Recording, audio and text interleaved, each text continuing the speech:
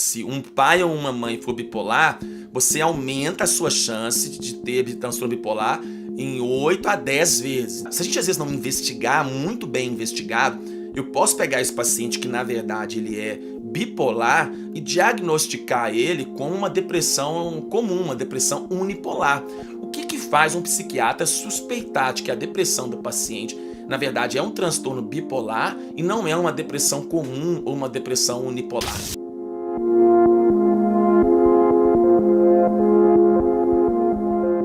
O que é o transtorno bipolar tipo 2? É um paciente que ele não faz a mania clássica, ele faz uma hipomania, ele faz sintomas menos evidentes. Ele precisa ter pelo menos 4 dias. Nós vamos ver que isso é às vezes problemático, porque tem paciente que ele não faz 4 dias, ele faz 2, ele faz 3, e aí fica mais difícil de pegar. Agora, um paciente com transtorno bipolar tipo 2, ele necessariamente, para se fazer o diagnóstico, ele tem que alternar com um episódio de depressão. Então assim, normalmente esse paciente, ele é um paciente que ele faz depressão, então ele tem uma depressão clássica, nós vamos ver aqui os sintomas de depressão, perda de energia, perda de prazer, perda de iniciativa, perda de vontade de fazer as coisas, ou uma sonolência excessiva e etc e tal. Então ele faz aquela depressão que todo mundo conhece, fulano tá triste, tá sem energia, nossa, ele não quer morrer, ou ele tá muito deprimido e tudo. Só que ele vai alternar uma fase de hipomania ao longo da vida.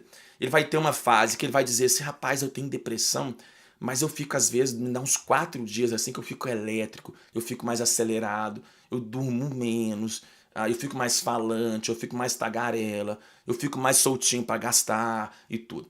Qual que é a diferença para mania tipo 1? É que a mania tipo 1, por que não precisa da depressão? É que ela é muito intensa, gente, assim. No tipo 1, o paciente ele fica realmente ligadaço.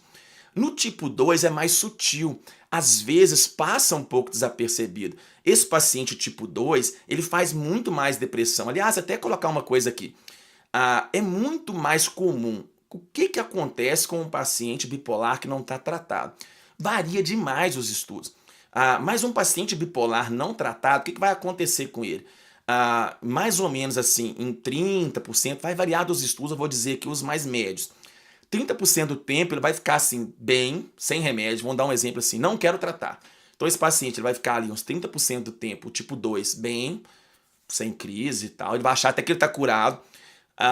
Uns 50%, até mais, ele vai ficar ali em fase depressivas. Às vezes não é aquela depressão tão intensa, mas ele fica mais triste, mais para baixo e tudo, mais down. E ele vai ter ali uns 10, 20%, vai depender dos estudos, onde ele vai ter esse episódio de euforia. Então, olha o problema, você normalmente vai pegar o paciente bipolar na fase depressiva. A gente que está no consultório, a maior parte dos pacientes são tipo 2, a gente não pega eles na fase de euforia, a gente não pega eles na fase de hipomania, porque se elas duram 4 dias, às vezes elas duram 5, às vezes elas duram... passa um pouco desapercebido. Se a gente às vezes não investigar, muito bem investigado, eu posso pegar esse paciente que na verdade ele é bipolar e diagnosticar ele com uma depressão comum, uma depressão unipolar. E isso muda muito a questão. Por quê? Porque às vezes, isso não é culpa do médico também. Às vezes o paciente ele chega no consultório e ele só fala da depressão. Ele fala da tristeza, ele fala da perda de energia, ele fala da perda do prazer. E aí você pergunta a ele, mas você já teve fase de euforia? Você já teve fase de ficar um pouquinho mais ligado? Você já teve fase de ficar um pouquinho mais elétrico? Você já ficou um pouco mais acelerado? Você já teve uma fase que você ficou mais falante, sentindo que estava bem demais? E ele fala que não. E aí, às vezes, o filho vem, ou a esposa, ou alguém, ou a namorada, e aí fala, não, aqui, ele não fica só deprimido, não.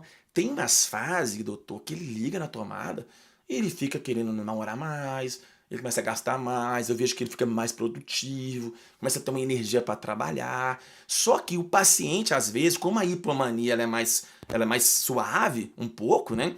O paciente, às vezes, ele não percebe. E às vezes até a família não percebe, porque isso pode até parecer que o paciente está bem, né? Fala assim, olha, não, ele está hiperprodutivo, ele está muito bem, ele está muito eufórico e tudo.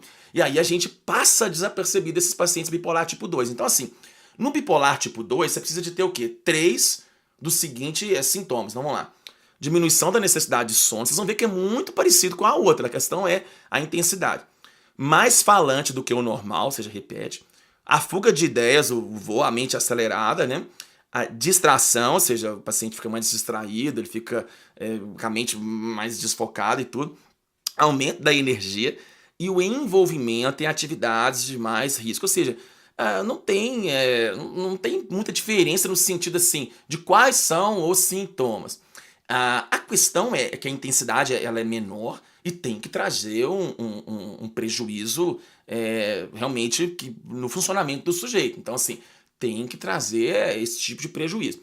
Então, assim, e também não pode ser usado por uma questão de drogas e usar remédio, etc e tal.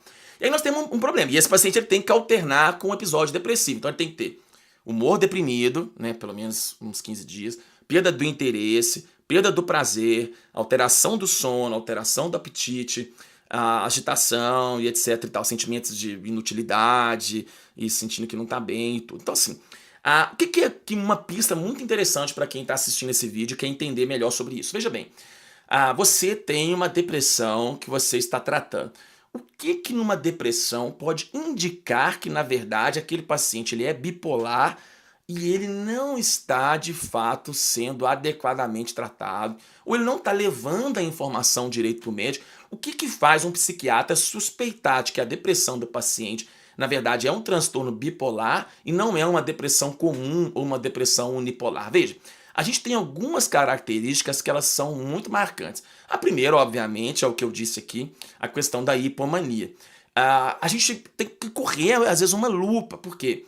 Porque muitas vezes, gente, esse paciente no dia a dia, ele não é clássico ali, aquele bipolar tipo 1, tipo 2. Na medicina, a gente vê na prática que muitos pacientes são o que nós chamamos de espectro bipolar. Ismael, aí você complicou o negócio. Eu vou explicar para vocês o que é espectro bipolar. Aliás, você está gostando desse vídeo? Se você já está gostando desse vídeo, se inscreve aqui no canal, vai dar o seu like aqui. Pô, me ajuda aí, né? Ô filho de Deus, curte aqui, ative aqui o sininho, porque toda vez que eu subir um vídeo, você vai realmente receber a informação de que eu estou gravando. E aí você vai compartilhar esse vídeo. Então faz esse favor, vamos compartilhar o vídeo, porque esse vídeo vai ajudar muitas pessoas. Então, o que a gente vê na prática? Primeiro, muitos pacientes, eles são deprimidos, mas eles não são o que o livro diz. O DSM vai dizer o seguinte, ele tem que ter 7 dias de hipereuforia para ser tipo 1, 4 dias de uma euforia mais branda para ser tipo 2. Mas na prática, nós temos muitos pacientes de espectro. O que é isso? Até ali os anos 90, a psiquiatria separava ali tipo 1 e tipo 2, e vem um americano, um cara, realmente um gênio, revolucionário, chamado Akiskel. E se você pesquisar Akiskel, com o K, Akiskel, se você, inclusive tem um livro que eu quero indicar aqui, de um autor do Brasil, que é um cara que eu respeito demais, que chama Temperamento Forte e Bipolaridade, do Diogo Lara. O Akiskel, ele disse o seguinte, olha, nós temos um problema com o DSM. Nós classificamos esses pacientes em bipolar tipo 1 e tipo 2, mas nem todos os pacientes vão estar totalmente casadinhos ali nos critérios. Então, a medicina ela coloca todo mundo que tem só depressão numa ponta, coloca as pessoas que são eufóricas, hipereufóricas em tipo 1, as hipomanias em tipo 2, mas existe um monte de paciente que eles estão no meio do caminho. Eles têm uma depressão que não fecha todas as características do tipo 1 e do tipo 2, mas eles não são unipolares clássicos, não é aquela depressão tranquila, aquela depressão unipolar, digamos assim.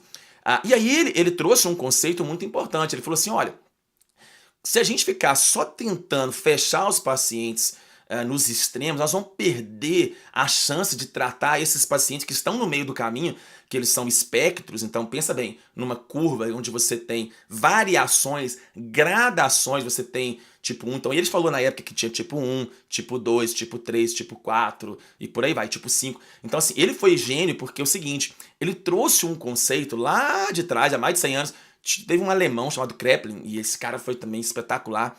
E lá atrás, quando começou a moderna psiquiatria, o Kraepelin, vocês pesquisam depois, foi um dos primeiros assim, a sistematizar a psiquiatria. O Kraepelin já falava lá atrás, falou, olha, tem gente de espectro, isso não é uma coisa nova na medicina. Só que isso foi se perdendo ali com o DSM, naquela tentativa do DSM, de tentar assim, fechar muito o diagnóstico. E aí é a vantagem e desvantagem do DSM, aliás, da CID, de todos os critérios.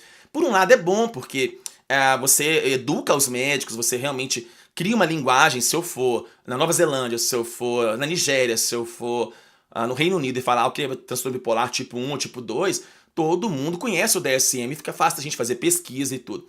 Mas o Akiska falou uma coisa interessante, falou, olha, tem gente que não vai fechar a casinha. Então o que que indica? Veja bem, normalmente pacientes bipolares, eles têm algumas características. Quando eles estão em depressão, eles dizem assim pra gente, engraçado, parece que eu começo o tratamento com antidepressivo, eu melhoro um tempo e depois eu perco o efeito. Isso é muito sugestivo de transtorno bipolar. Aquele paciente que ele começa a fazer uso do antidepressivo e depois ele diz assim, eu perdi o efeito. Então, é mais comum o paciente bipolar perder o efeito com o antidepressivo do que o paciente que não é bipolar, que tem uma depressão unipolar. Então, se você trata com antidepressivo, você melhora uns 2, 3 meses, piora, fica trocando muito de remédio, opa, toma cuidado, que às vezes, gente, até você, de maneira externa, você não apresenta tanto a euforia, você não apresenta tanto a hipomania, mas quimicamente, biologicamente, o seu cérebro ele funciona como bipolar. Então, essa perda do efeito. A segunda coisa é o seguinte, quando você toma antidepressivo e o antidepressivo te deixa irritado, às vezes o paciente bipolar, ele chega no consultório, ele tem uma depressão. Eu investiguei, eu olhei, eu fiz uma entrevista, eu não vi nenhum indício de mania, nem de hipomania. Mas às vezes eu entro com um antidepressivo, dá umas 2, 3 semanas, o paciente fica irritado, ele fica agressivo, ele fica nervoso. É muito comum no paciente que tem espectro bipolar, que são esses tipos bipolares que não fecham o tipo 1 e o tipo 2, você dá o antidepressivo e, na verdade, o antidepressivo não faz muito bem para esse paciente. Ele fica irritado, ele fica nervoso, ele fica meio impaciente, ele fica meio impulsivo, ele começa a ficar sem dormir. E o que não acontece com a depressão comum. Na depressão unipolar, você dá um antidepressivo, o paciente ele não fica agitado, ele não atrapalha o sono dele, ele fica com humor melhor, ele não fica com humor irritadiço, ele não fica com humor impulsivo. Já no paciente bipolar, parece que o antidepressivo ele fica esquisito, parece que ele deixa o paciente mais bugado, ele deixa o paciente mais agitado. E uma outra coisa importante, número de recaídas. Veja, toda depressão que ela é recorrente, 2, 3 ou 4 episódios, isso é muito sugestivo de ser, na verdade, não uma depressão comum, mas um transtorno bipolar. Aí você fala assim, Ismael, mas aqui, eu nunca fiz euforia, eu nunca fiz uma mania, eu nunca fiz uma hipomania.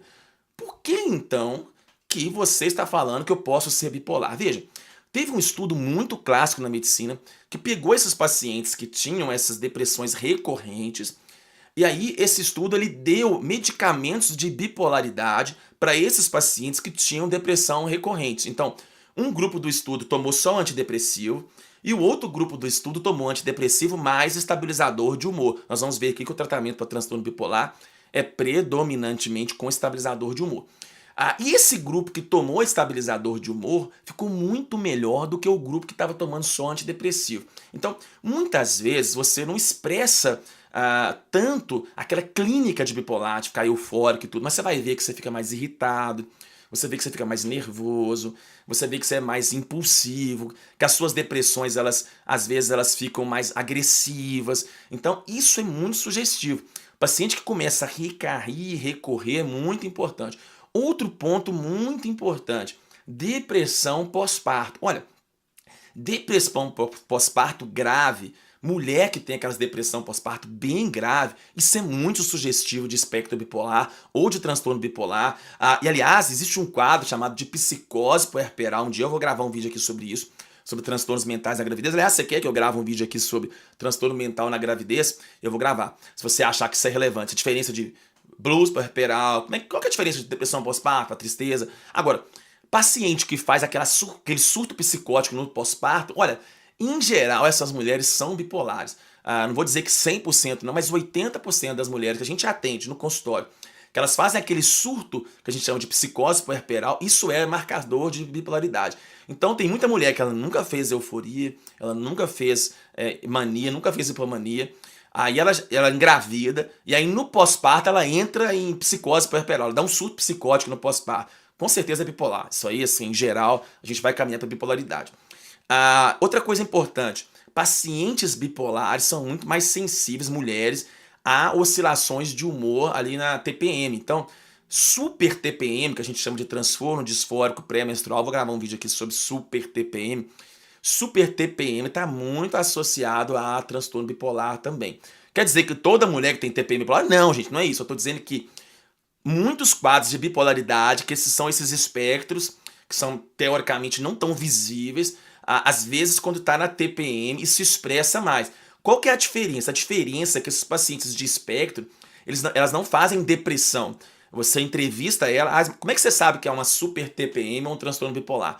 Na super TPM, a paciente fica irritada, nervosa, impaciente, mas você vai entrevistar ela, ela não tem ali fases de depressão. Agora, é muito comum nessas pacientes de espectro bipolar, elas terem umas depressões que vão e vêm, e aí quando chega no período pré-menstrual, às vezes elas ficam muito nervosas, muito impacientes, muito irritadas, e isso aí a gente fica ali sempre pensando na possibilidade de ter ali um transtorno afetivo bipolar. Uma outra coisa também muito importante, quando o quadro começa muito jovem.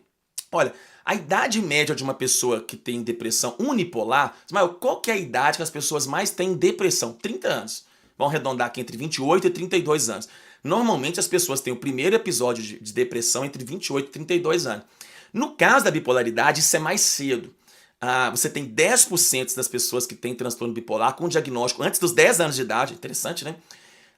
E 80% dos pacientes que têm transtorno bipolar vão ter o primeiro episódio de depressão entre 15 e 25 anos. Então, assim, na prática, o que a gente vê é que a depressão do bipolar, ela é mais cedo, ela é mais precoce. Então, assim, quando você tem uma adolescente com depressão, principalmente uma depressão muito irritada, muito nervosa, muito impaciente, a gente sempre desconfia de transtorno bipolar.